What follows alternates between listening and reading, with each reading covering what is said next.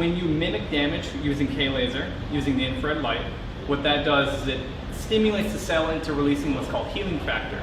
Healing factor goes through the cell and it creates angiogenesis, which is blood cells going to the area to help reestablish health. How's it going, everyone? I'm Dr. Vear at Advanced Health Chiropractic down in the south of Chicago.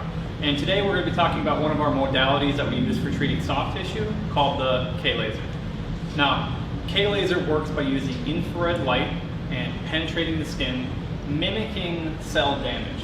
And what do I mean by that? Well, when we're outside and we're getting UV light, that actually goes through the skin, hits the DNA, and modifies it, causing the skin to essentially apoptose or break apart and kill itself.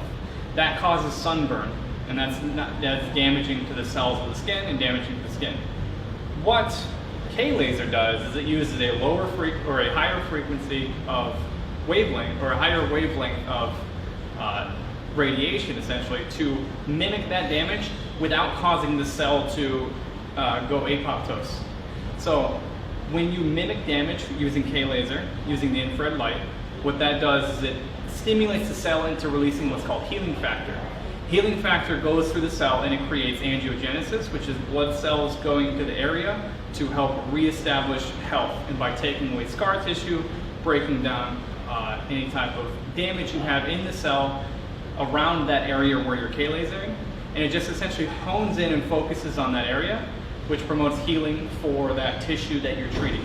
So if you have a sprained ankle, you have tinnitus, you have tendonitis, any type of soft tissue injury, K-laser is great for because it focuses in on that area, mimics damage to the cell, so the cell releases that healing factor.